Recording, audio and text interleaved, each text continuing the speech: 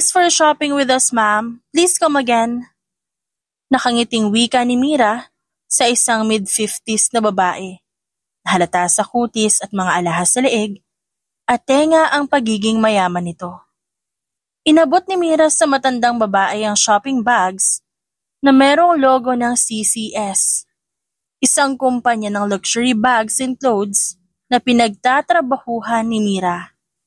Nang makaalis ang babae, sunod naman na ipinunch ni Mira ang mga pinamili ng sumunod na customer. Baby, can we get this? Wala pa akong ganito sa wardrobe ko. At saka ito, isama na natin to. Napalingon si Mira sa isang babae na nasa isang aisle ng shop, kasama ang isang matabang lalaki na hawak-hawak nito sa braso. Tinuturo ng babae ang mga mamahaling damit at sapatos sa collection ng shop. O sige, kunin mo na yan para mabayaran natin. Saad ng lalaki. Thank you, baby. You're the best. Hinalikan pa ng babae sa pisngi ang binata. At sunod-sunod nang kinuha ang nais itong damit at sapatos. Habang pinapunch ni Mira ang lahat ng pinamili ng babae, nakabantay naman ang matabang binata sa kanya. Ang nobya nito ay abala sa pagsiselfie sa malayo. Girlfriend niyo, sir? Tanong ni Mira habang nakangiti. Yup, soon to be my fiancé. Wow, magpo-propose po ba kayo sa kanya? Yes, I'm thinking about next month. I'm still finding the perfect ring that will satisfy her standards. Napakibot ang gilid ng labi ni Mira. Nako, ang malas yun naman dyan, sir. Bulong ni Mira. May sinasabi ka, miss? Ang sabi ko po ay, swerte naman niya sa'yo, sir. Mukhang big time kayo eh. Jackpot na jackpot sa inyo si ate. Yes, but I'm still thinking about it. Ang alin, sir? Kung pakakasalan niyo siya? No, I mean, I'm still thinking if she's lucky to have me. Look at me. I'm so ugly and big. Bakas sa boses ng binata ang lungkot at pagiging insecure nito sa kanyang pisikal na anyo. Nang suyuri naman ni Mira ang kabuuan ng binata, wala naman siyang nakitang mali.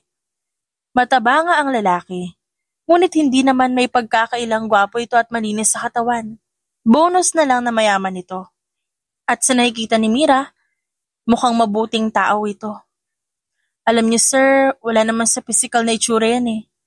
Nasa puso ng tao kung paano siya mamahalin ng babae. Yun naman ang mahalaga palagi.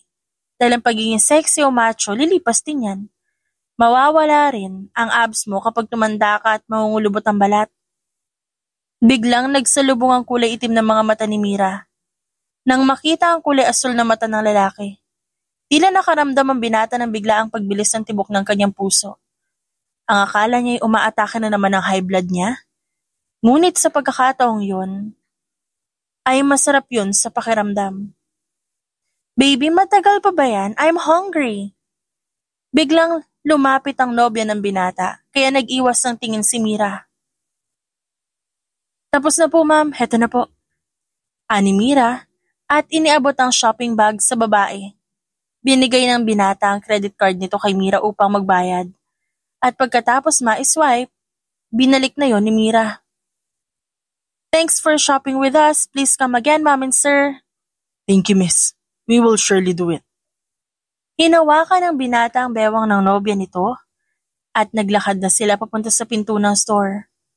Bago pa man makalabas ng dalawa, sumulya pang muli ang binata kay Mira at ngumiti. Ganon din ang ginawa ni Mira at kumaway pa siya. Inayos niya ang kulay itim at maikling buhok bago umalis sa counter. Hapon na rin kasi. Malapit na matapos ang shift niya. Maya-maya lang darating na ang kapalitan niyang si Matilda. Kinabukasan maaga siyang pumasok. 3 oras na nakalipas simula nang magbukas sila.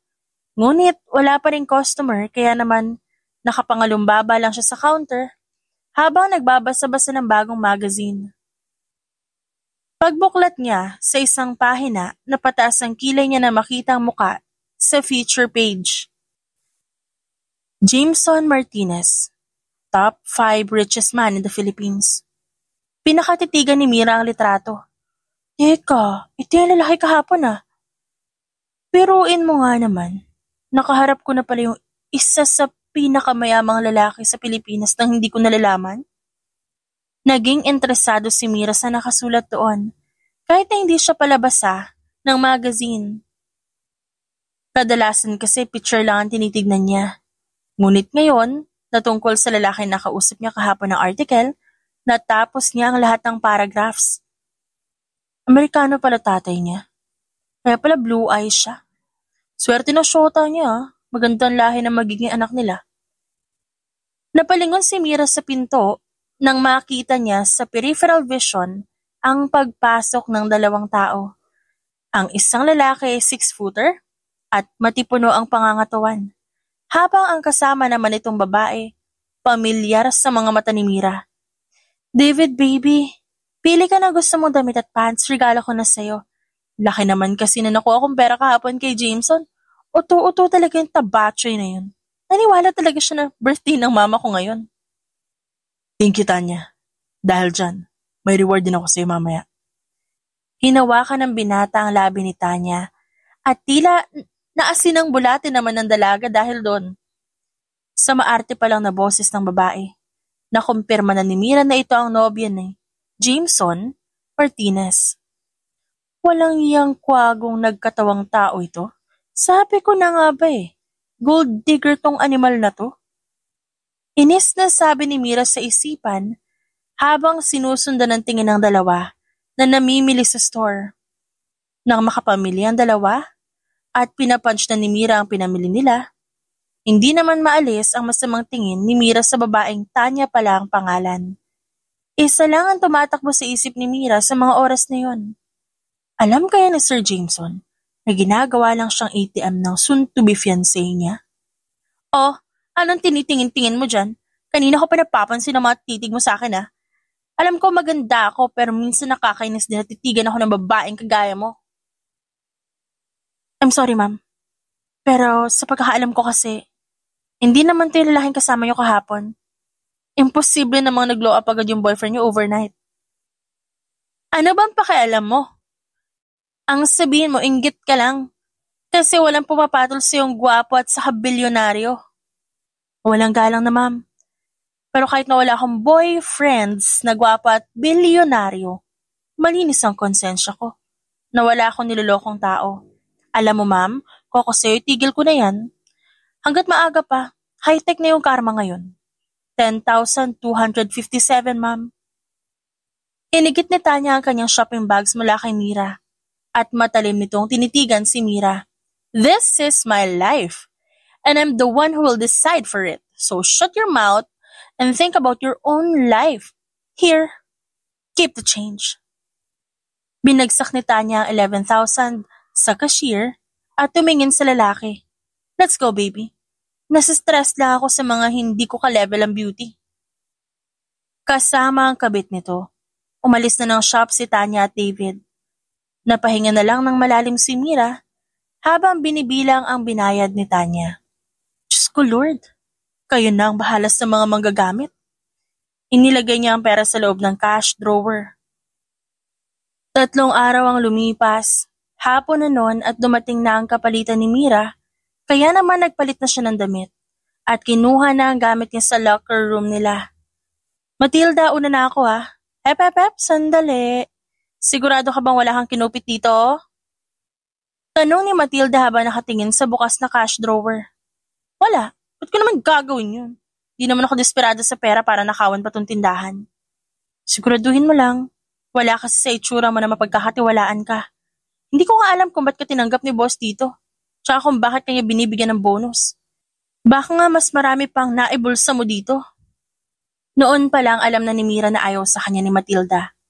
Noong unang araw naman niya, maayos naman sila. Nagsimula lang pumait ang pakikisama ni Matilda kay Mira noong araw na binigyan siya ng bonus ng boss nila dahil sa pagiging early bird niya palagi. May takot ako sa Diyos, Matilda. Hindi ko yan magagawa. Sige na, alis na ako. Ikaw na bahala dito. Hindi na hinintay ni Mira ang sasabihin ng katrabaho at lumabas na ng shop. Diretso na sana siya sasakay ng jeep sa kabilang kalsada. Nang mahagip ng mata niya ang figura ni Jameson, nakabababa lang ng black SUV nito. Sir Jameson! Napatigil sa paglalakad ng binata na akmang papasok sa katabing mall ng shop ni Namira. Yes, miss? Do I know you? Oh, sir. Ako yung cashier sa CCS. Tanda niyo po ba ako? Oh yes, I remember you. Mabuti naman kung ganon. May kailangan kasing malaman tungkol sa girlfriend mo. Noong nakaraan kasi bumili siya sa store. Nung birthday na mama niya. Naalala ko yon. She told me that she will buy her mother a brand new bag. Hindi sir eh. Nagsinungaling siya. May kasama siyang boylet noong nakaraan na tinawag yung baby. Hindi ba call sa inyo rin yun? Natigilan si Jameson sa narinig. Really? Oo sir, promise. Kausap po pa nga siya. Nasasabi niya, huwag ko raw siya pakialaman sa buhay niya. Ako sir, mukhang kailangan niyo nang hiwalayin yung jowa niyo. Ginagatasan lang kayo nun eh. I don't believe you. She loves me, and she will never do that to me. Akmang tatalikuran na siya ni Jameson. Nang hablutin ni Mira ang braso ng binata. Sir, sandali. Nagsasabi ako ng totoo. Tinaasan ni Jameson ang kamay, ang babae, kaya nabitawan siya ni Mira. Miss, look. I don't know why you're telling me this, but I won't buy it. Now, if you can prove it to me, then call me. May kinuha si Jameson sa loob ng pitaka niya na puro cards ang laman at inabot niya isang calling card kay Mira. Tinanggap yun ng dalaga at iniwan na siya roon ni Jameson ng walang pasabi. Akala ko ba? Love is blind. Di naman ako na-inform na bingi rin pala ang pag-ibig. Ay, pahala na kayo. Kinabukasan habang nag-aayos ng mga nakasampay na damit si Mira, muli na naman niya nakita si Tanya kasama ang kabit nito. Mukhang bibila na naman niya ito ng mga damit. Agad na kinuha ni Mira ang cellphone at ang calling card na binigay ni Jameson sa kanya. Sir, si Mira po ito, yung cashier sa CCS. Pumunta po kayo ngayon dito sa shop para malaman yung sinasabi ko sa inyo kahapon. Bilisan niyo sir Aniya, at binasa pa ang tinipa niyang text bago isend kay Jameson. Ito na yung nakita natin kahapon, baby. Lipat na lang tayo ng store. Saad ng binata. Oo nga. Sige, tara na. Wait, sandali lang. Hindi kayo pwedeng umalis. Pigil ni Mira sa dalawa ng akmang aalis na ang mga ito. At bakit naman? Umalis nga sa daanan namin? Hindi pa kayo pwedeng umalis dahil may mga bago kami damit na kararating lang kahapon. Sakto, mukhang magugustuhan niyo yon. Lalo ka na, ma'am. May mga damit na sigurado akong bagay na bagay sa'yo. Talaga? Ba't wala naman kami makita? Nasa stockroom pa po kasi ma'am. Ilalabas ko na ha, dito lang kayo, wait lang. Agad na pumunta sa stockroom si Mira at kinuha ang mga bagong stocks nilang damit. Sinadya niyang tagalan ang pagkuha nito upang mabigyan pa na oras si Jameson na makapunta sa store. Makalipas ang 15 minutes, bumalik siya at tulak ang isang rack ng damit. What took you so long? Pinaghihintay niyo ba talaga mga customers niyo? Inis na asik ni Tanya. Baby, calm down. Damit lang yan. Pasensya na ma'am. Heto po, pili na kayo. Kahit na naiinis, pumili pa rin si Tanya at David ng damit.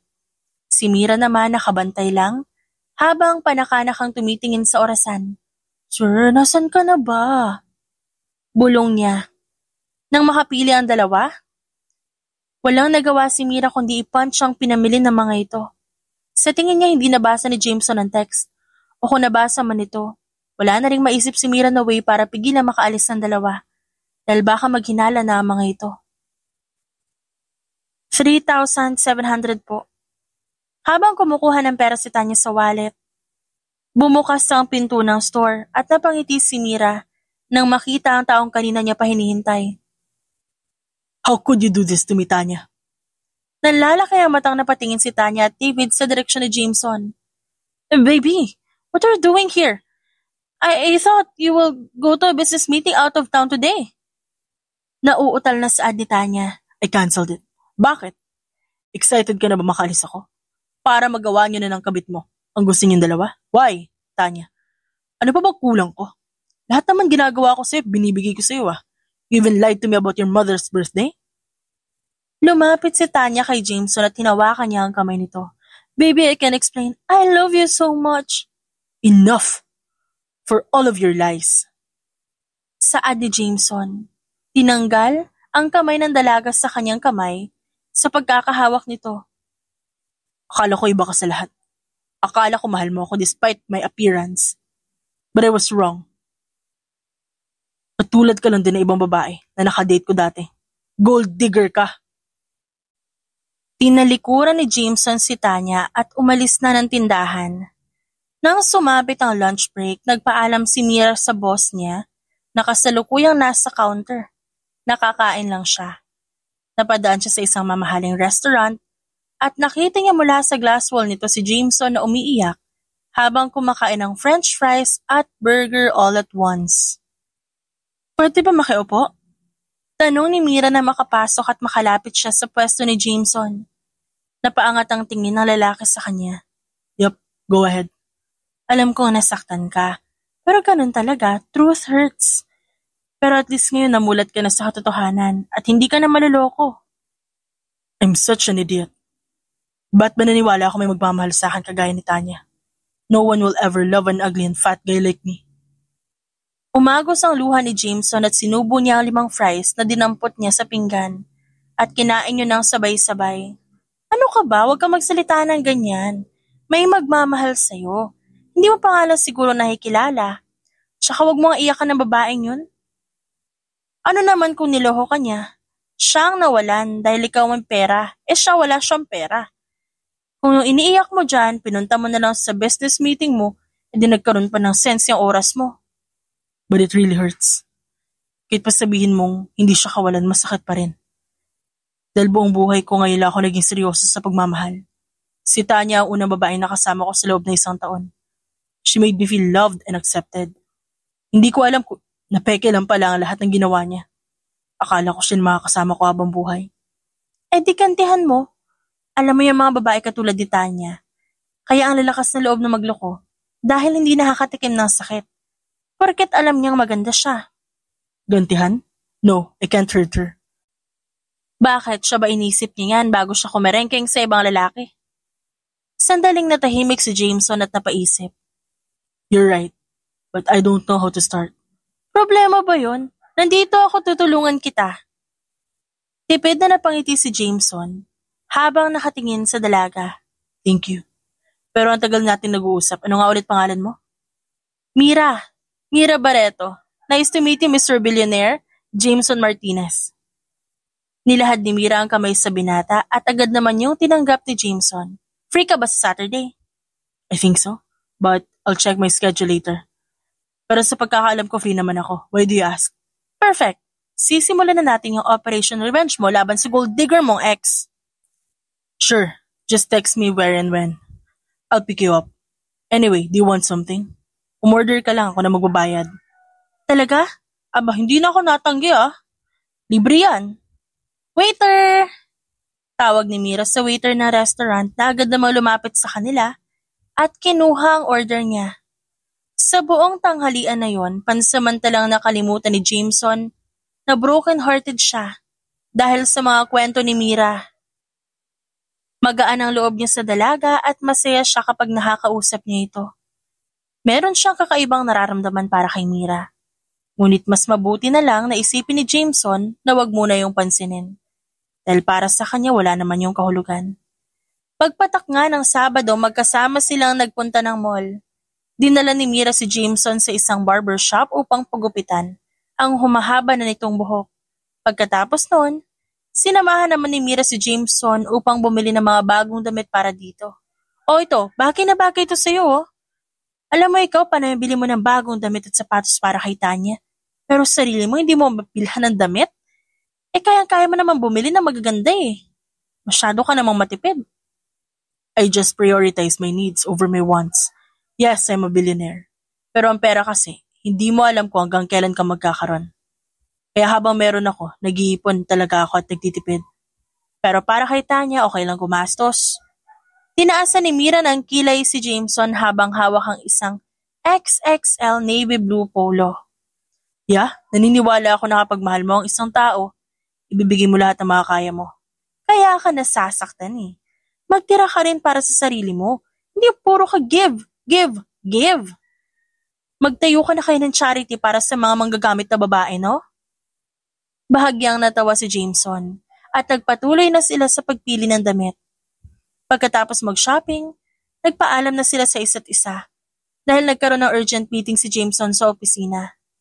Pagsapit na makalawa, balik trabaho na naman si Mira. Madilim na rin nung mag-out siya sa trabaho. Inaayos niya ang zipper ng dala niyang backpack na nakasukbit sa harapan niya nang biglang tumigil ang itim na SUV sa harap niya. Nang magbaba ang driver ng bintana, nakita niya si Jameson suot ang office suit nito. Mira, pauwi ka na ba? Oy, Jameson, oy. Saan ka sasakay? Magji-jeep ako, dyan lang sa tapat to. Tinuro ni Mira ang terminal ng jeep na nasa kabilang kalsada. Sabay ka na sa akin, hatid na lang kita. Ako, hindi na.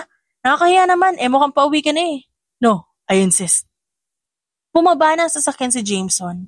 Saka siya pinagbuksan ang pinto ng passenger seat. Wala nang nagawa si Mira kundi sumakay dahil nahihiya naman siyang tumanggi pa. Nang makasabay si Jameson, pinaandar na nito ang makina. Gusto rin sana kita makausap regarding our plan against Tanya. Oo nga pala, ano ba iniisip mo? Kaya kita gusto makausap eh. I don't have any idea. Dapat nating targetin yung mga bagay na mahalaga kay Tanya. Pero hindi naman niya deserve. What if sirain na lang natin yung branded clothes niya? Tapos ipaapak natin sa ebak ng kalabaw yung designer shoes niya. Saka natin lagyan ng suka yung loob ng bags niya. That's too risky. Baka makasuhan tayo ng trespassing kapag ginawa natin yan sa loob ng kondo niya. Let's think of something else. Oo nga, no? Tsaka pwede naman siya bumili ng bago ulit pag ginawa natin yun. Teka, may naibigay ka ba sa kanya na mamahaling property, bahay, lupa? Ang naalala ko lang, binigyan ko siya ng kotse. Yun! Bawian mo yung sasakyan. Kanina ba nakapangalan yun? It's still under my name. Old car kasi yun. Tamang-tama. Yun na lang ang gawin natin. Sigurado ako na ginagamit niya pa rin yun kasama yung kabit niya. Baka nga nagka-carfan pa silang dalawa dun eh. Ew! Kadiri! Umakto pang kinikilabutan si Mira. Nang makarating sa apartment si Mira, bumaba sila pareho ng sasakyan. Salamat sa paghatid nabala ka patuloy. Wala yun, gusto ko rin naman. Thank you again for your suggestions, Mira. Humakbang ng isa si Jameson upang yakapin ang babae. Natuod naman ang dalaga sa kinatatayuan niya. Dahil hindi naman niya inaasahan na gagawin yun ni Jameson. Nang matapos ang yakap, ngumiti si Jameson bago sumakay sa kotse nito. Sinundan lang ni Mira ng tingin ang papaalis na sasakyan ng binata. Napahawak siya sa kanyang dibdib dahil sa napakabilis na kabog nito. Ka talaga, Mira. Niyakap ka lang naman eh. Napahagat siya sa ibabang labi bago pumasok sa loob ng apartment. Nang mga sumunod na araw, inayos nila ang mga papeles ng sasakyan ni Tanya. Nagpunta silang dalawa sa lokasyon ng kondo ni Tanya. Sa kanila sinundan ng sasakyan nito hanggang makarating sila sa pinagtatrabahuhan ni David. Ang sweet pala nila. Para namang hindi siya nasaktan nung nakipag-break ka sa kanya. Sigurado ako nagtatatalon pa yan sa tuwa. Saad ni Mira habang nakasilip kina Tanya at David. Bumaba na sina Mira at Jameson ng sasakyan saka lumapit sa dalawa. Mamaya na kayo magtuka ang dalawa? Saad ni Mira. Napaharap sina Tanya kay Mira at Jameson. Ano ginagawa niyo dito? Sabi ko na nga ba't sinusundan niyo ako eh? We're here to take what's mine, Tanya. Nanlaki ang mga mata ni Tanya at agad na pahawak sa pulang kotse niya. No? You can't take away my car. Correction. Kotse niya. It's Jameson's car, not yours. Kung makapang-angkin ka, parang may ambag ka sa sasakyan. Mas maangkin na hindi sa'yo, girl This is Jameson's gift for me. So basically, this is mine now. Talaga? Wala naman ako nakitang pangalan. Kinilatis pa ni Mira ang kabuuan ng sasakyan. This car was named under mine. Sa akin pa rin nakapangalan to, Tanya. Tapos naman na tayo, pwede ko nang bawiin to. Sakto ang pagkasabi nga ni Jameson, dumating na ang car carrier na narentahan niya. Bumaba ang lalaki magdadrive ng sasakyan. No, please, Jameson, wag naman. Paano ka aalis? Hindi ako marunong mag-commute. Pinag-cross ni Mira ang mga braso sa ilalim ng dibdib niya. Problema mo na yun. E di maghabal-habal kayo nitong jowa mo. Hinawakan ni David ang balikat ni Tanya. upang ilayo ito sa lalaking kumuha ng sasakyan nito at sinakay na ito sa car carrier. Nang aasar pa si Mira na kumaway kay Tanya, habang naglalakad sila ni Jameson pabalik ng sasakyan. Baby, hiyaan mo na. Bibili na lang ako ng sasakyan natin.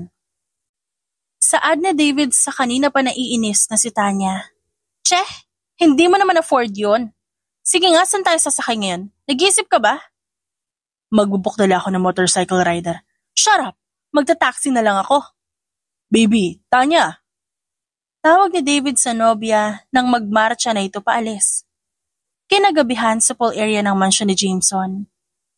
Nag-cheer sila ng babae na may hawak na wine glass. Mamahaling wine pa ito galing Italia. First plan, done. Saad ni Mira, saka sumimsim sa wine glass niya. I can't forget their faces earlier. Para silang nalugi. Tumawa pa si Jameson bago lumagok sa sariling baso. Oo nga. Alam mo, dapat lang sa kanila yan eh. Sana kung marunong sila manloko, marunong din sila manindigan sa mga desisyon nila sa buhay. Tama ka. Ang sarap pala sa pakiramdam na nakaganti ka sa mga tao na nakit sa'yo. Kaya sa reward, you are free to use the swimming pool all night if you want. Kung kailangan mo na masusuot, magsabi ka na lang sa mga katulong ko. Talaga? Salamat ah. Nakakaligo lang ako sa swimming pool kapag may outing yung mga kamag-anak kong umuwi galing ibang bansa. Public swimming pool pa yun, tas maraming tao, tas umiinit yung tubig. May heater kahit malamig. Bahagyang natawa si Jameson. Nagtanggal ng suot yung t-shirt si Mira, kaya naman natulala ang lalaki sa sexy niyang katawan. Lalo na nang tumalo nito sa tubig at mabasa ang buong katawan nito. Napainom na lang ng alak si Jameson habang pinagmamasdan ng dalaga. Jameson, di ka na! Maligo ka rin, sarap ng tubig. I don't swim with someone else. Ha? Ba't naman? Pool mo naman to. Halika na, tanggalin mo na yung polo mo. Nahihiya ako eh. Baka mandiri ka kapag nakita mo yung katawan ko. Nawala naman ang ngiti ni Mira at lumapit sa gilid ng pool kung nasaan si Jameson. Huwag kang mahiya. Wala ka namang ginagawang masama eh. Don't worry, hindi naman kita i-judge. Halika na. Nagdadalawang isip pa si Jameson. Ngunit napagdesisyonan niyang magtanggal ng suot na polo. Nakita ni Mira ang bilbil ng binata at mga may itim na parte ng katawan nito, ngunit hindi naman siya nandiri. Bagkus, napangiti pa siya dahil sa lakas na loob ni Jameson. Nang makatalon nito sa tubig, hinawakan ni Mira ang kamay ni Jameson at inalalayan nito. Okay ka lang ba? Tanong ni Mira nang mapansin ang malilikot na mata ni Jameson. Oo, hindi lang ako sanay na may nakakita sa akin na walang suot na damit. Ang gwapo mo kaya? Napaangat ang tingin ni Jameson at nakita niya ang malalambing nito mga matang nakatingin sa kanya. Inangat ni Mira ang kanang kamay upang haplusin ang mukha ni Jameson na nagdulot ng kuryente sa balat ng binata, ngunit hindi siya umiwas.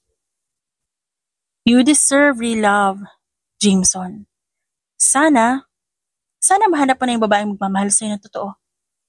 I think I already found her. Natigilan si Mira. Binaba niya ang kamay at saka ngumiti. Bigla na lang niya sinabuyan ng tubig si Jameson sa muka.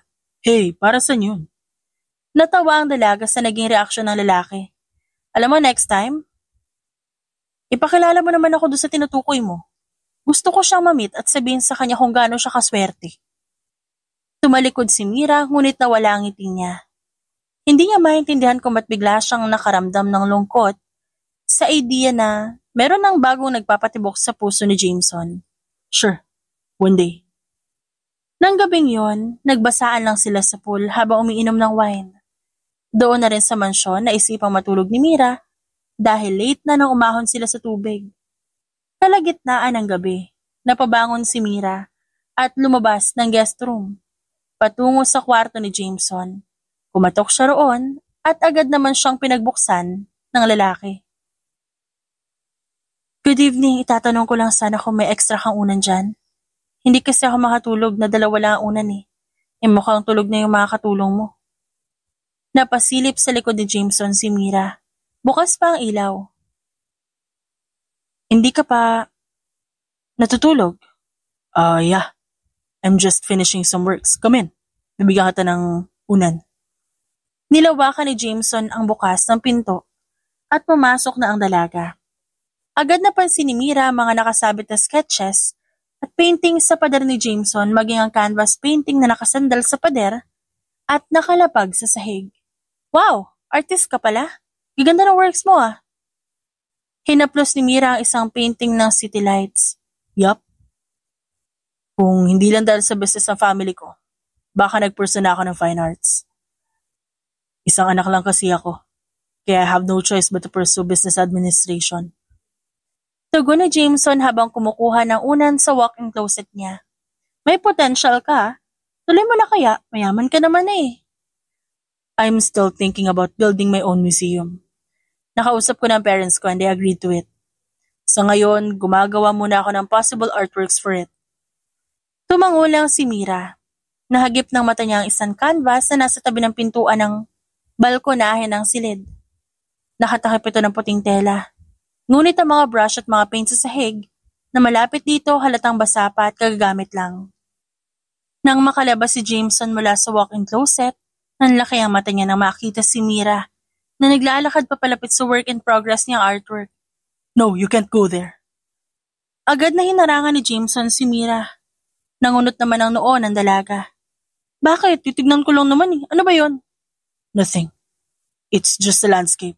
Ito na yung unan mo. Inabot ni Jameson ang dalawang unan kay Mira. Tinulak niya ang dalaga palabas ng kwarto. Sandali, gusto ko lang naman makita. Maybe next time. Good night, Mira. Isinarado na ni Jameson ang pinto ng silid. Napaismid naman si Mira habang yakap-yakap ang unan sa dibdib niya. Bumalik na siya sa silid. Hindi na inisip kung ano ba ang nasa painting na ayaw ni Jameson na makita niya. Nang makabalik sa trabaho niya si Mira, hindi niya inaasahan na makikita niya si Matilda noong umaga kausap ang boss nila. Good morning po, ma'am. Matilda, aga mo naman. Mamaya pa shift mo, di ba? Mira, pwede ba kita makausap? Napalipat ang tingin ni Mira sa boss nila nang makitang seryoso ang tono ng pananalita nito. Tungkol po saan, ma'am? May problema po ba? To my office, now. Tumalikod ang boss nila at naglakad patungo sa opisina nito. Nakangiti naman si Matilda na nilampasan ni Mira at umalis na ng shop. Kahit na nagtataka at kinakabahan, sumunod si Mira sa opisina ng boss nila. Pagpasok doon, pinaupo siya sa upuan. Mira, I'm so disappointed in you. Hindi ko po maintindihan, ma'am. May nawawalang 5,000 pesos sa kita ng shop. Ang sabi sa akin ni Matilda ay, nakwento mo sa kanya na kailangan mo ng pera para sa maintenance na gamot ng magulang mo.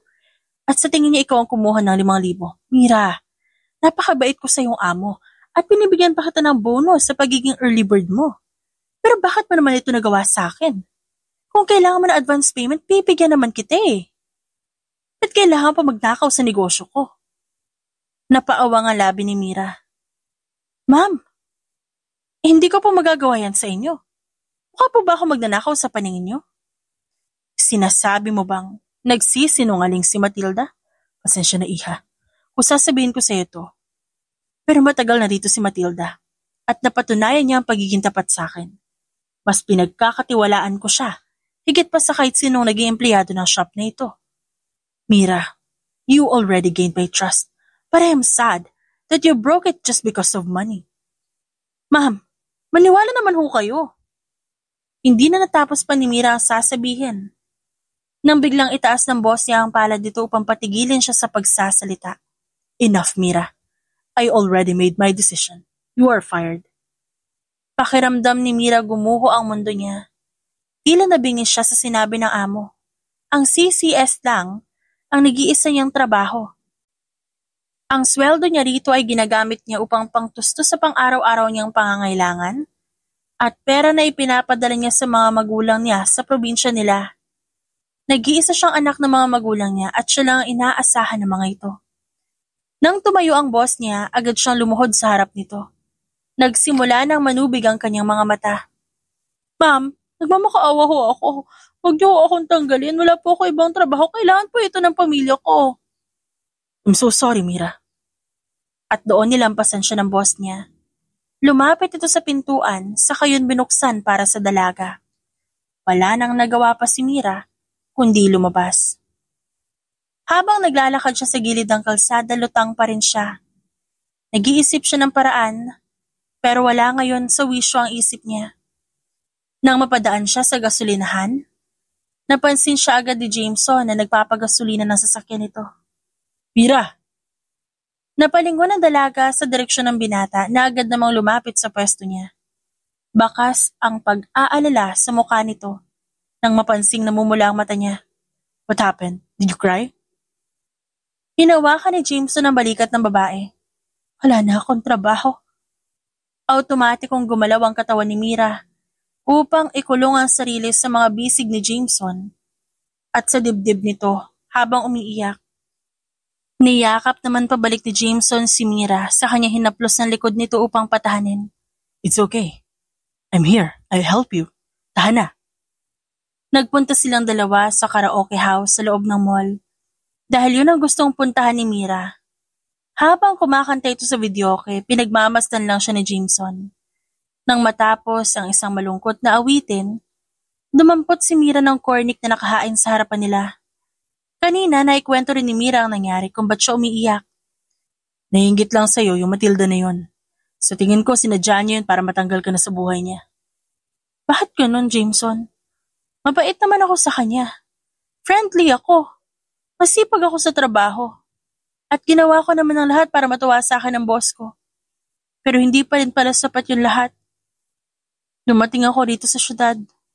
Walang nakakilala sa akin. Wala akong pera. Pero dala ko yung pangako ko sa mga magulang ko na ako nang bahala sa kanila. Si nanay may sakit sa puso. Si tatay naman may high blood. Wala na silang maintenance na gamot dahil wala ako maibigay sa kanila. Baka maputulan na rin sila ng kuryente dahil hindi ako nakapagbigay ng pambayad. Kahit nga ako walang pambayad sa renta ng apartment ko eh. Naintindihan ko. Kano ba kailangan mo? 10,000 siguro. Saan ko naman yung dudukutin? Dinukot ni Jameson ang wallet niya sa bulsa sa kumuha na 15,000 doon. Kinuha ni Jameson ang isang kamay ni Mira at saka nilagay ang pera doon. Napatingin doon si Mira na kunot ang noo. Para saan to? Tulong ko na sa'yo para hindi ka ma-stress. 15,000 yan. Sabihin mo lang kung may iba ka pang kailangan. Ako, Jameson, hindi ko matatanggap to ah. Nakakahiya. Sinubukang ibalik ni Mira ang pera sa binata ngunit tinulak lang pabalik ni Jameson ang kamay ni Mira. Tanggapin mo na yan. Ayoko makitang umiiyak ka at nagsasuffer. Tinulungan mo ako. You offered help when I was crying before. At ngayon gusto kong gawin din yun sa'yo.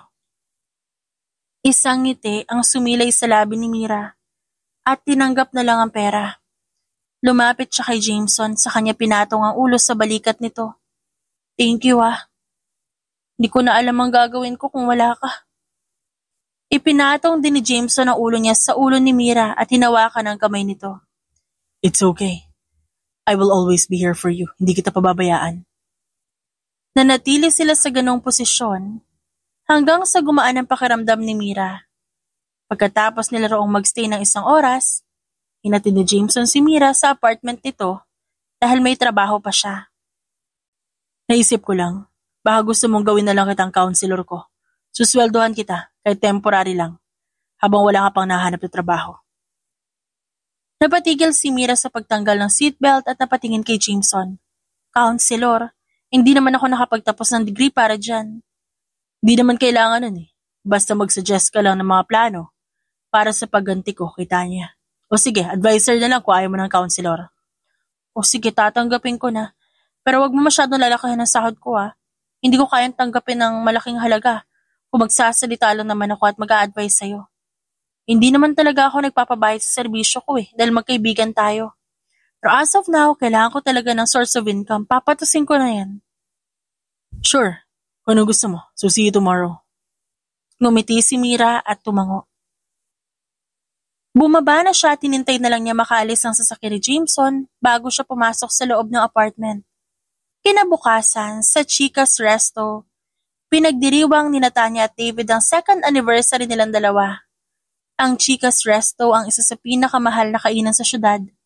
At syempre, dahil hindi afford ni David ang pagkain doon, si Tanya pa rin ang magbabayad. Thanks for this, baby.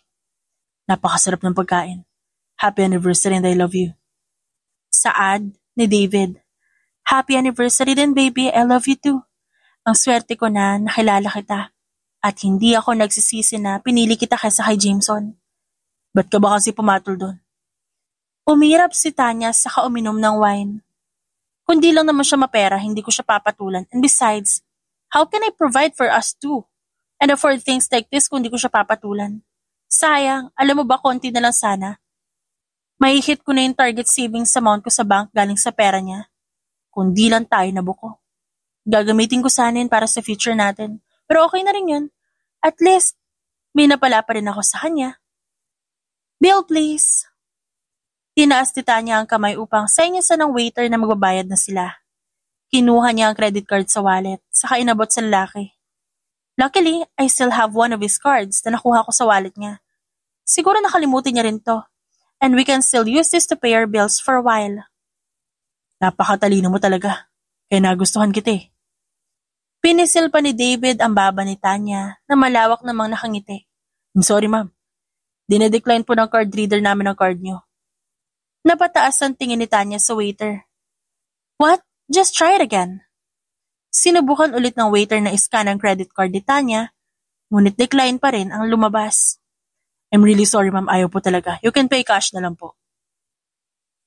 Nagpakawala ng buntong hininga si Tanya. Bago kunin pabalik ang card niya mula sa waiter. Chinek niya ang pitaka, ngunit nakita niyang kulang ang pera nun. Baby, can you pay for it? Napataas ang kilay ni David. Ako? Baby. May pera ako kaso pambayad ko lang to sa mga subscription ko. Napakamot sa ulo si Tanya, saka tumayo upang harapin ang waiter. Try it again. I'm sure nagkamali lang yung device niyo. O baka naman sira, kaya ayaw gumana. Ganda-ganda ng restaurant niyo. Tapos di man lang kayo makapag-provide na maayos na card reader, my God! Binigay ni Tanya ang card sa waiter. Hindi sira ang card reader, Tanya. Napalingon sila sa nagsalita. Dumating si Jameson kasama si Mira. I cut your cards down. Saad muli ni Jameson. How dare you? Nagngangalit ang ngipin na saad ni Tanya. Pinagtitinginan na sila ng customer sa restaurant. Tumayo si David upang pakalmahin ang nobya. Kinuha mo na nga ang kotse ko, tas pati ba naman tong credit card ko? Ganyan ka na ba talaga kasama, ha? Aba, excuse me lang ha, Tanya. Iba nakakalimutan mo, walang sayo. Yung coaching ginagamit mo dati, kay Jameson. Yung credit card na hawak mo ngayon, nakapangalan din kay Jameson.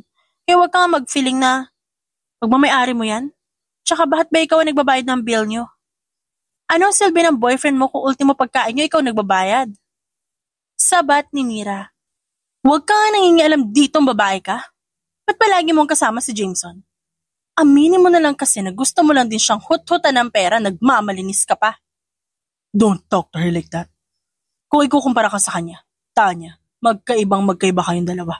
She's not a gold digger. You are? Aba pare, magdahan-dahan kasi sinasabi mo sa girlfriend ko. Sumusobra ka na. Porkit ba may pera ka? Wika ni David. Bakit? Ano bang pinagmamalaki mo? Bakit hindi ka magpakalalaki at ikaw magbayad ng kinain niyo? Laki-laki mo na, pero palamunin ka lang yata ni Tanya. Hayop ka. Sinuntok ni David si Jameson at bumagsak ito sa sahig ng restaurant. Napasigaw si Tanya, maging ang mga customers sa paligid, nagpanik na rin. Agad na nilapitan ni Mira si Jameson. Tumawag ng mga gwardya ang waiter at agad hinawakan ng mga gwardya si David. Nagkakagulo na sa paligid, ngunit ang main concern ngayon ni Mira ay si Jameson. Jameson, okay ka lang ba? Napahawak sa batok niya si Jameson at napangiwi. Nahihilo ako. Ano? Bakit? Jameson! Napasigaw na lang si Mira nang biglang nawala ng malay ang lalaki. Tumawag ang restaurant ng ambulansya at kasama si Mira, dinala si Jameson sa pinakamalapit na ospital. Matapos masuri, dinala na si Jameson sa isang private room. Sa tabi ng kama, nag-aalala pa rin si Mira sa kalagayan ng binata kahit sinabi na ng doktor na stable na ito. Nang magising ang binata, nakahinga ng maluwag si Mira. Jameson, mabuti naman at nagising ka na. Kamusta pakiramdam mo? Nahihilo ka pa ba? Ang sabi ng doktor, inatake ka raw ng high blood mo kaya sumakit batok mo at nawalan ka ng malay sa restaurant. Ano nangyari kina Tanya? Tinulungan ni Mira na makabangon si Jameson. Inayos niya ang una nito sa likod upang makasandalang binata sa headboard. Nagbayad naman sila ng bill, pero banda sila sa restaurant. Naalala mo bang sinuntokan ni David? Pwede mo siyang gasuhan sa ginawa niya sa'yo. No need. I have better plans for that guy. Hindi mo naman sinabing high blood ka pala. Nakakainis nga. Kung di naman ako mataba baka wala akong ganitong sakit. Hindi mo naman ginusto yan, Jameson. Hindi pa naman huli ang lahat. Pwede ka pang magbago, magbawas ng timbang, o kaya magpalipo ka. Afford mo naman. Hindi naman sa sinasabi kong hindi bagay sa'yo ang mataba ka. Kaso nadadamay na rin ang kalusugan mo. Tumango si Jameson. Tama ka. Pagkatapos ng mga plano ko laban kay Tanya, magpapapayat na ako. Hindi lang para sa sarili ko, kundi para sa iyo na rin, Mira. Ngiti lang ang itinugon ni Mira sa sinabi ni Jameson. Nang makalabas ng ospital ang lalaki, sinagawa na nila ang huling step ng kanilang plano para sa dalawa. Nagpunta sila sa kumpanyang pinagtatrabahuhan ni David at sakto kakilala pala ni Jameson ang CEO nito. Good morning, sir. Pinapatawag niyo raw ho ako. Pumasok si David sa opisina ng boss nito kung saan hindi niya inaasahang makikita niya na naman sina Mira at Jameson na nakaupo sa harapan ng boss niya. Kayo na naman? Hanggang dito ba naman sa trabaho ko, susundan niyo pa rin ako? Tumayo si Jameson at lumapit kay David. Akala mo ba nakalimutan ko yung ginawa mo sa akin? Sa restaurant? Natahimik si David doon. I still thinking about filing a case against you. But I think that would be so easy. Kaya naisipan ko na lang na ipatanggal ka sa trabaho mo. Ano? Hindi mo pwedeng gawin yan. Hindi ikaw nagpapasahod sa akin kaya wala kang karapatang alisin ako sa trabaho ko, taba. Naintindihan mo ba yun? Actually, I already did. You're fired. You can ask your boss about it, David. Agad na lumapit si David sa among lalaki na walang imik. Boss, hindi mo ako pwedeng alisin. Tanggap ko naman eh. Minsan makupad ako magtrabaho. At madalas absent ako. Pero pangako pagbubutihin ko. Huwag niyo lang ako tanggalin dito, boss. Pasensya ka na, David, pero matagal na kitang gustong alisin. Pero sinubukan ko pa rin bigyan ka ng pagkakataon ngunit sinayang mo lang. Si Mr. Martinez, matalik kong kaibigan ng kuleyo kami. Siya lang pala ang hinihintay ko para makapagdesisyon akong alisin ka. You're fired, David. Matapos ang usapan nila, pinanood lang ni Mira at Jameson si David na ipunin ang gamit nito sa loob ng kahon. Masama ang tingin ni David na tumigil sa harapan ng dalawa. Dala ang mga gamit ito. May araw ka rin sa akin, Jameson. Nagkamali ka na ako ang kinalaban mo, David. You can try to defeat me, but you will never succeed. Umalis na si Jameson nang walang pasabi. Nagkatingin na naman silang dalawa habang naglalakad. Job well done. Deserve natin ang celebration. Makalipas ang isang linggo, naging busy sila sa sarili-sarili nilang buhay. Si Jameson sa kumpanya niya. Si Mira naman naghanap na muli ng bagong trabaho. Isang araw nagkayayaan silang mag-shopping sa mall. Kasalukuyan silang tumitingin ng bagong damit sa isang butik. Here, Mira, bagay ito sa'yo. Napalingon ng dalaga kay Jameson nang tawagin siya nito. Nakita niya ang hawak nitong army green flared overalls. Kinuha yun ni Mira at kinilatis. Oo nga, pero ang mahal naman yata nito. Don't worry, I'll pay for it. Isukat mo na, tingnan natin kung maganda. Okay po, wait lang ah. Umalis si Mira upang pumunta ang fitting room. Maya-maya, biglang dumating si Tanya na ikinagulat ni Jameson. Nagkalat ang maskara ni Tanya sa mata at naamoy niya ang alak mula sa babae. Mukhang kagagaling lang nito sa bar base sa itsura at amoy nito. Tanya, anong ginagawa mo rito? Ba't ganyan itsura mo? Bigla na lang lumuhod si Tanya sa harapan ng lalaki at hinawakan nito sa hita si Jameson. Baby, please, come back to me. Nahihirapan na ako. I need you, please.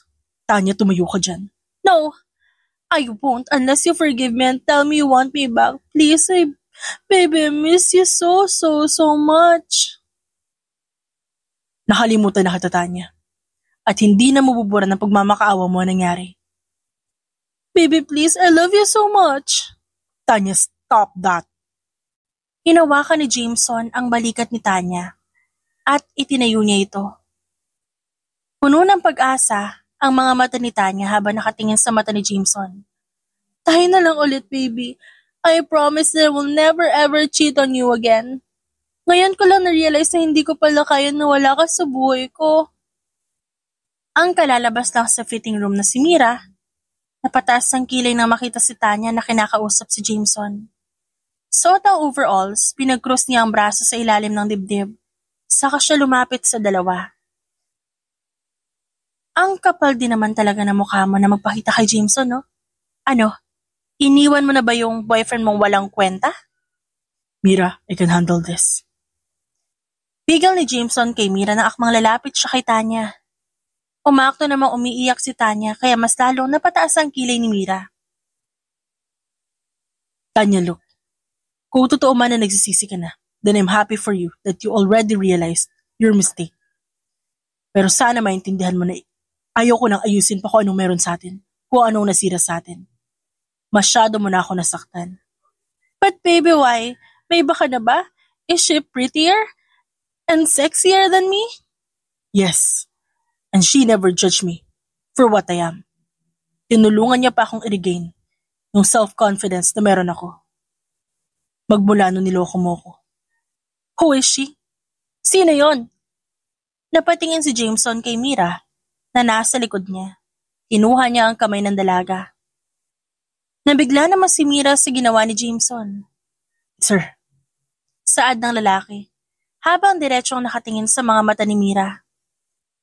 Sa pagkakataong yun, muli na namang tumibok ng mabilis ang puso ng babae sa paraan ng pagtitig at paghawak sa kanya ni Jameson. Kung noon naguguluhan pa siya sa nararamdaman niya, ngayon ay nakumpirma niya, mahal niya ang lalaki.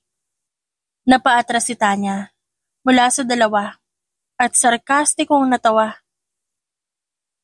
Walang lingon na umalis si Tanya sa shop dahil napahiya siya. Jameson, anong ibig mong sabihin? I like you, Mira. Ikaw ang nag-iisang babaeng may pakita sa akin ng tunay na kahulugan ng pag-ibig. Gusto ko lang sabihin sa'yo, dahil hindi ko na rin kaya itago pa ng matagal ang nararamdaman ko para sa'yo. Gusto kita, Mira. Tipid na napangiti si Mira. Jameson, kasi... Naintindihan ko, kung hindi rin ganun ang nararamdaman mo para sa akin. Pero sana hayaan mo akong mahalin at kilalanin ka pa, Mira. Gagawin ko ang lahat para maging karapat-dapat para sa'yo. Kung alam lang ng binata na nahuhulog na rin si Mira sa kanya. Wala lang lakas ng loob ang dalaga na aminin yon. Kung ano man ang namamagitan sa kanila ni Jameson, ngayon masaya siya doon. Masaya siya na nakakasama niya ito tuwing kailangan ito na makakasama sa mga lakad. Masaya siya na mas nakikilala pa nila ang isa't isa bilang magkaibigan. Hindi sa ganun, Jameson. Marami pa kasi akong priorities ngayon eh. Ako lang inaasahan ng pamilya ko. Alam mo naman yun, di ba? Yes, kaya nga nandito ako. Tutulungan kita, Mira. Hindi ako magiging sakit sa ulo mo. Hindi ko naman sinasabi ito dahil gusto kong magkaroon tayo ng relasyon. Gusto kong aware ka rin sa tunay kong nararamdaman. At hindi ka maguluhan kung ano bang kahulugan ng mga pinapakita ko sa'yo. Dahan-dahang tumango si Mira. Simula ng araw na yon, pinakita ni Jameson na seryoso siya sa nararamdaman niya para kay Mira. Madalas sila magkausap sa cellphone, nagkukumustahan, nag-uusap tungkol sa iba't ibang mga bagay. Naging madala nga lang ang paglabas nila na magkasama dahil sa trabaho ni Jameson at sunod-sunod na meetings habang si Mira naman nakahanap na ng trabaho sa isang butik sa bayan. Mabait ang bago niyang boss at nakakasundo niya lahat ng katrabaho kaya hindi siya nahirapang mag-adjust. Makalipas ang 2 buwan, na-promote siya bilang manager ng shop dahil din sa sipag at tiyaga niya sa pagtatrabaho na agad nakita ng kanyang boss. Malapit na ako, nakahanda ka na ba? Oo, nag-aayos na lang ako ng buhok. Ikaw, Jameson hindi mo pa rin sinasabi ko anong meron. At biglang nagyaya ka naman ng dinner. Sabihin mo na kasi, huwag mo na ako pinag-iisip pa. Nasistress na ako. Tugon ni Mira sa cellphone kung saan kausap niya si Jameson habang nagkukulot siya ng buhok sa harap ng salamin. Suot niya ang isang white maxi dress at black heels. Yun kasi ang first date nila ni Jameson na maituturing niya. Kaya gusto niya maging presentable naman siyang tignan. Simula na maging manager siya ng shop, nagbago na rin ang taste niya pagdating sa fashion. Narinig ni Mira ang bahagyang pagtawa ni Jameson mula sa kabilang linya. Don't be stressed, Mira. I just want to spend the time with you. Alright? I miss you so much. Tsaka may sasabihin din akong importante sa'yo at gusto ko sabihin na personal. I'll be there after 5 minutes. O sige na, mag-drive ka na muna. Ibababa ko na ha. Bye! See you! Matapos magpaalam sa isa't isa, chinek niya muli ang itsura sa harap ng salamin. At nang masatisfy siya sa itsura, kinuha niya ang bag niya at lumabas na ng apartment. Nang dumating si Jameson, sumakay na siya sa kotse nito at nagpunta sila sa isang garden restaurant na walang tao, kundi sila lang dalawa. Ang ganda naman dito pero ba't walang tao? I rented this place for us. Wow, sosyal Narentahan mo rin ba ang langit? Akala ko kanina uulan mabuti hindi natuloy. Let's sit down. Ipinaghila siya ni Jameson na upuan at naupo ang dalaga ng maayos. Naupo na rin si Jameson sa kabilang upuan. Tinaas si Jameson ang kanang kamay at pumitik sa ere. Biglang dumating ang waiter dala ang pagkain nila at inihain yun sa kanilang harapan. Kasabay noon ay ang pagdating ng isang lalaki na may dalang violin at nagsimula na itong tumugtog. Tuwang-tuwa naman si Mira sa ambiance ng lugar na mas lalong naging romantic dahil sa naririnig nilang musika. Kumikinang din ang maliliit na bombilya sa paligid. Do you like this place, Mira? I made sure that everything is perfect. You deserve perfect things just like you. Oo naman, no? Ang bongga kaya na setting natin ngayon. Hindi mo naman kailangan gawin to, pero na-appreciate ko lahat. Thank you, Jameson. I'm glad that you liked it. Let's eat. Nagkwentuhan lang sila habang kumakain. Nang matapos kumain, inaya si Mira ni Jameson na sumayaw sa saliw ng musika. Jameson, ano nga pala yung sasabihin mo sa akin? I want to change myself to be better for you, Mira. Di mo naman kailangan gawin yon. Tinatanggap naman kita sa kung ano ka, Jameson. I know. That's why I like you a lot. But still, I want to improve myself. Not just because I'm afraid that you will leave me one day because of my weight. I want to improve myself because I want to live a healthy life na rin. Ikaw ang bahala. Kung saan ka masaya, susuportahan kita. Thanks, Mira. And another thing is, I need to go to Paris to settle my new business there. It will take 2 years before I come back here. Napaangat ang tingin ni Mira. Aalis ka? Kailan? Next week na ang flight ko. Alam ko matagal ang 2 taon. Kaya gusto ko sanang tanungin kung gusto mo sumama sa akin sa Paris. Jameson, may trabaho kasi ako dito, kaya hindi ako pwedeng sumama. Tipid na napangiti ang lalaki. Alam kong yan ay isasagot mo sa akin. By the way, congratulations, Manager Barreto. You deserve the promotion. Naiintindihan ko kung hindi mo iiwan ang trabaho mo. I just want to take this opportunity to bid my goodbye to you, Mira. Pero babalik ka naman, di ba? Oo, at hindi ako mawawala ng koneksyon sa'yo. I promise you that. Niyakap ni Mira si Jameson at di naman ang init ng katawan nito. Mamimiss kita. Ingat ka dun Nang sumapit ang sunod na linggo, inihatid niya si Jameson sa airport. Sa harap ng private plane na sasakyan nito, sa paligid nila ay nagkalat ang mga bodyguards ng lalaki. Kompleto na ba yung mga gamit mo? Baka may nakalimutan ka pa. Dapat, dinouble check mo kanina bago ka umalis ng mansyon. Okay na nga. Inayos na ng kasambahay ko. Kaya huwag ka na mag-alala sa mga gamit ko. Kahit na, dapat chinek mo pa rin. Marami ka bandalang jacket, malamig sa Paris. Baka magkasakit ka. Mira, calm down. Hinawakan ni Jameson na magkabilang balikat ng dalaga. Kita niya sa mukha nito na nililibang lang nito ang sarili sa ibang bagay. pero hindi pa rin ito handa na maghiwalay silang dalawa. I'll take care of myself, okay? Dapat ikaw din. Tatawagan kita araw-araw. We will keep in touch. Hinalikan ni Jameson ang noo ng dalaga. Hinawakan naman ni Mira ang kamay ni Jameson at nakawala ang isang butil ng luha mula sa mata nito. Babalik ka ha? 2 years, mabilis lang yun. Hihintayin kita. I will be back, and then I will marry you. Niyakap nila ang isa't isa. Sinundan lang ni Mira ng tingin si Jameson habang umaakit ito ng eroplano. Nang makaupo si Jameson sa seat nito na nasa tabi ng bintana, pinagmasdan nila ang isa't isa mula sa malayo at tinanaw nila ang isa't isa. Nagsarado na ang pinto ng eroplano. Nang makasakay ang mga bodyguard ni Jameson, lumipad na ito at naiwan si Mira doon, mag-isa at umiiyak. Sa loob ng 2 taon na nasa Paris si Jameson, naging official silang dalawang magkasintahan. Kagaya ng sinabi ni Jameson, araw-araw sila magkausap. Ngunit na makaisang buwan si Jameson, ayaw na niya maka-video call ang dalaga.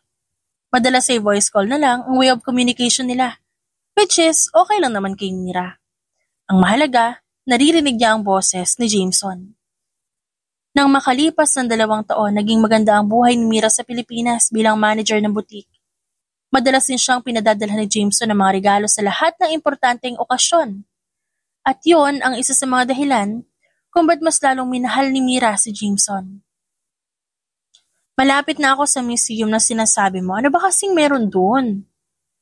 May pagkairita na tanong ni Mira kay Jameson habang kausap ito sa cellphone. May isa akong client doon. Gusto ko ikaw kumausap sa kanya. Hindi siya makalipad papunta dito eh. Eh bakit ako? Hindi mo na lang ito pinatrabaho sa sekretary mo dito sa Pilipinas. Wala naman ako alam sa negosyo mo eh. Jameson naman eh. Basta pumunta ka na lang. Sige na. I will call you later kapag nasa museum ka na. Bye. I love you. I love you too. Bye. Masama pa ang loob na sagot niya. Nang makarating sa address ng museum na sinende Jameson, bumaba si Mira ng sasakyan niya. Napansin niya na maraming tao ngayon sa lugar. Malayo ang lokasyon ng museum sa tinitirahan at pinagtatrabahuhan niya, kaya hindi niya alam na may ganoong gusali pala sa lugar nila. Pagpasok niya sa loob, napansin niya agad ang magagandang painting na nakapaskil sa pader ng museum. Namangha siya sa mga ito at kinunan niya ng litrato. Isisend niya yun mamaya kay Jameson. Nagpatuloy lang sa paglalakad si Mira nang biglang lumapit ang babaeng teenager sa kanya na nakasuot pa ng uniforme. Hi miss, ikaw ba yung babae sa portrait? Grabe, ang galing ng artist na artwork dito. Kuhang-kuha talaga yung mukha mo. Anong portrait? Naku miss baka nagkakamali ka lang. May kikitain na ako dito. Hindi po. Sigurado akong ikaw yun. Halika! Hinila siya ng babae at nakarating sila sa isang hallway na napupuno rin ng tao. Sa bungad ng hallway, may nakapaskil na karatula na may nakasulat na, "The most beautiful girl I ever met." Ikaw to lahat, di ba? Nanlaki ang mga mata ni Mira habang tinitignan ang mga portrait na nasa pader. Bawat portrait, walang kaduda-duda na mukha nga ni Mira. Iba't ibang anggulo, inisa-isa ni Mira ang portrait, ngunit ang mas nakapukaw na atensyon niya ay ang isang painting na nasa dulo ng hallway. Siya yon, habang nasa tubig at nakangiti. Maya-maya, tumunog ang cellphone niya. Agad niya yung sinagot na makita ang pangalan ni Jameson sa screen. Hello, nasa museum na ako, pero may nakita akong portraits na mukha ko dito. Ano ba to, Jameson? Nasaan na ba yung client mo? Nasa likod mo na raw. Agad na napalingon si Mira sa likuran at napaawang ang labi niya nang makita niya si Jameson. Nalaglagan pa kanya nang makita ang matipunong katawan nito na dati lang ay sobrang taba. Nakasuot ito ng black polo, pants at shoes. Sa mata nito nakasuot ng rimless eyeglass. Jameson. Surprise, Mira. Binaba ni Jameson ang cellphone. Ikaw na ba talaga yan? Yup. I work out my body in Paris, kaya I stopped doing video calls with you. Gusto kong isurpresa ang pag-uwi ko dito. Yung babaeng gusto ko. Do you like portraits? That painting? I made all of it just for you. Yung painting na yan, Yan yung nakita mo sa kwarto ko 2 years ago na ayaw ko ipakita sa'yo. Do you remember? Halos hindi makapagsalita si Mira. Hindi niya maigalaw ang katawan upang yakapin si Jameson dahil shock pa rin siya sa mga nangyayari. Welcome to my museum, Mira, where my main inspiration is you and every painting and portraits. Ang ganda. Thank you. Hindi ko alam kung ano sasabihin ko. Basta masaya ako na nandito ka na ulit. Yes, and remember what I told you 2 years ago at the airport? Tumango si Mira habang nakangiti. You will marry me when you come back home. Biglang lumuhod si Jameson sa harap ni Mira, kaya natutok niya ang kanyang bibig. Ang lahat ng tao sa museum napunta ang atensyon sa kanilang dalawa. Nilabas ni Jameson na isang maliit na pulang kahon na naglalaman ng isang diamond ring. You loved me when I was in my worst state, and you continued loving me until I became the best version of myself. I won't think marrying you twice, and to be with you until we get old. Are you willing to spend your forever with me? Yes, Jameson. Oo naman. Gustong-gusto ko. Nagpalakpakan ng mga tao sa paligid. At sinuot ni Jameson ang singsing sa palasinsingan ni Mira. Tumayo si Jameson at niyakap ang babae. Hinawakan niya ang mukha nito at hinalikan sa labi. Sa harap mismo ng painting na una niyang ipininta dala ng paghanga niya kay Mira. Hindi rin nagtagal, nagpakasal silang dalawa at namuhay ng masaya. Hindi na nila muling nakita sina Tanya at David. And there, love is not measured by the weight of the person. Hanapin mo ang taong mamahalin ka kahit mataba ka. At hindi lang dahil may makukuha sila sa'yo. Mahalin mo ang taong mahal ka kung ano at sino ka. Kalimutan mo na ang mapait na nakaraan mo sa isang tao na hindi nakita ang halaga mo. At magsimula kang muli. At sa pagkakataong ito, kasama mo na ang tamang tao para sa'yo. The end. It's shoutout time! Shoutout kina Luz Biminda Calob, Mim Nicole Vlog, LV Candotol, Merly Lynn, Janet Best, Saud Lumala, Maria Fe Cupon, Roda Vlas Hornida, Lynn Lozada, Luisito Lalisan, Margie Glores, Nimia Francisco Muñoz at Gloria Soleza. Maraming salamat po sa inyong lahat.